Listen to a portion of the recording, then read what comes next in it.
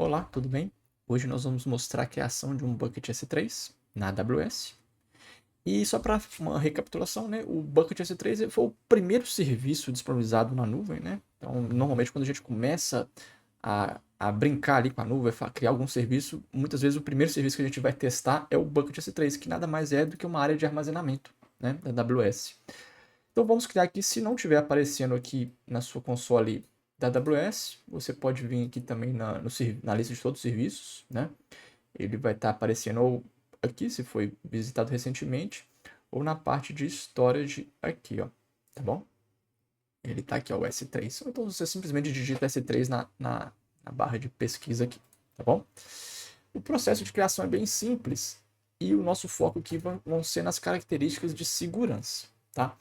Então a primeira coisa que a gente tem que definir é um nome, né? Então vai ser bucket seguro S3 teste. Tem que ser um nome único, né? Então por isso que eu pus um nome diferente, assim, para não ter risco de, não, de não ter um nome duplicado, tá? A primeira questão que a gente vai escolher aqui na hora de criar um bucket é a questão do ownership, né? Quem que vai ser o owner ali, o responsável ali, né? Por padrão, ele vai utilizar a própria conta que você está criando, né? Mas você pode customizar isso, né?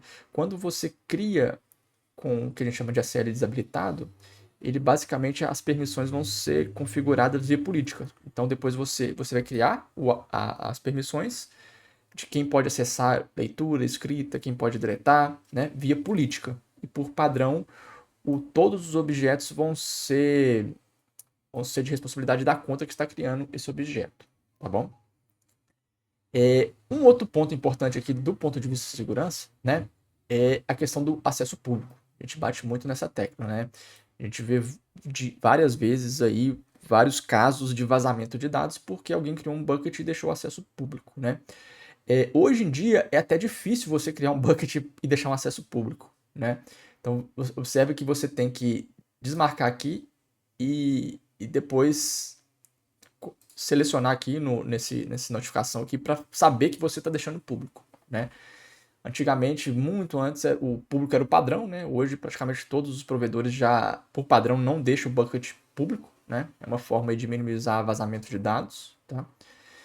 Então, hoje é até um pouco mais complexo, é um pouco mais difícil você conseguir criar um bucket público, né? Mas é possível ainda, então a gente tem que tomar cuidado assim. E em algum momento a gente vai criar bucket público? Sim. Em muitos casos a gente precisa de um bucket, por exemplo, para armazenar imagens estáticas de uma página, por exemplo, né? Uma página pública, a gente vai usar um bucket público. Só que a gente tem que estar ciente que naquele bucket ali a gente não pode colocar dados privados, dados críticos, né? Dados confidenciais, tá bom? Então aqui esse aqui a gente vai deixar como bloqueado, né? Outro ponto importante do ponto de vista de segurança, né, é a questão do versionamento, né? Então, no Object Store é muito interessante a gente ter essa questão do versionamento, né? Porque a gente consegue identificar quando um arquivo foi alterado, quando um arquivo e consegue restaurar aquele arquivo especificamente, né? A única questão aqui que a gente tem que se atentar é que isso vai aumentar o custo do bucket, né? Que ele basicamente ele vai mantendo aqueles arquivos ali, então o custo vai ser maior, né? Mas dependendo do tipo de dado ali, é muito importante a gente habilitar o versionamento dos objetos que estão no bucket, tá bom? Tag, né? Tag, do ponto de vista de organização gerencial, é extremamente importante e do ponto de vista de segurança também. Então, por exemplo, se a gente quiser colocar um tag, por exemplo, para falar assim, ó, esse bucket aqui é um bucket público, para sinalizar isso, para a gente conseguir depois no relatório rodar isso. Ou então fala assim, esse bucket tem dados confidenciais, dados extremamente confidenciais, high confidential, né? E por aí vai. A gente pode usar tag para essas questões, tá bom?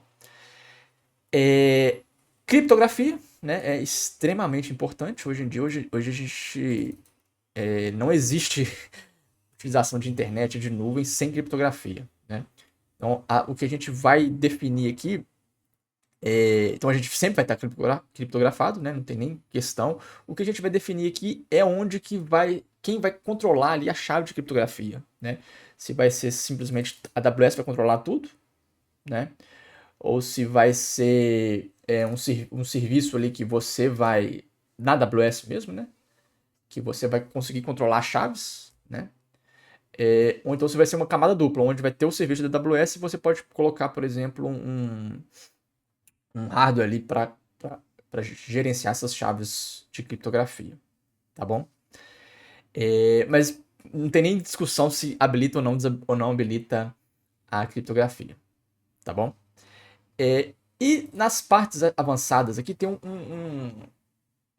uma opção aqui que é muito interessante quando a gente fala do ponto de vista de segurança, né? Que é, muitas vezes, muitos projetos a gente migra para a nuvem, para o armazenamento na nuvem, exatamente por causa dessa opção, né?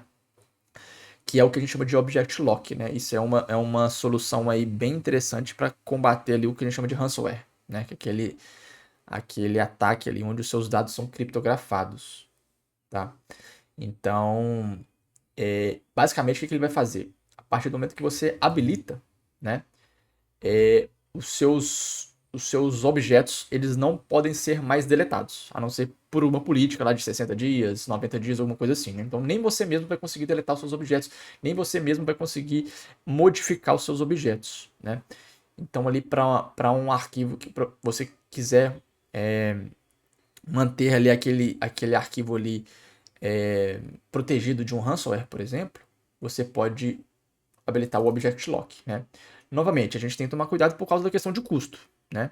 Como você não pode deletar os arquivos, não pode alterar os arquivos ali, o seu custo ali vai aumentando, né? Se você... Mas então a gente tem que entender direitinho que tipo de dado a gente está mantendo ali e lembrar que essa é basicamente a proteção mais assertiva ali para o que a gente chama de ransomware, né? Então, basicamente, acho que essa expressão aqui define bem, né? Write once, read many, né? Escreva uma vez, leia várias vezes, né? E aquele arquivo nunca mais vai ser modificado, não vai ser deletado e não vai ser sobrescrito, né? A não ser por um tempo que a gente vai definir na política. Então, essa que é a ideia, né? Então, se você for atacado ali por um ransomware, esses arquivos ele não vai conseguir modificar, né? Então, essa é uma forma interessante aí de se proteger seus arquivos contra ransomwares, ok? Então, essa é a criação do bucket. A gente vem no final aqui, deixa eu desabilitar aqui, senão eu não consigo, eu mesmo consigo deletar. E basicamente é isso, tá?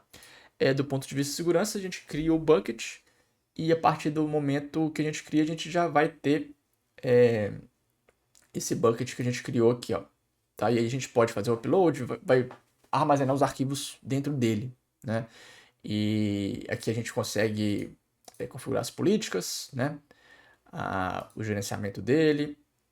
Então, por exemplo, se a gente quiser tiver a parte de Object Locker, né, habilitado, a gente consegue criar um ciclo de vida aqui para deletar. Independente também, se não tiver também pode criar, né? É interessante a gente criar as próprias permissões, né?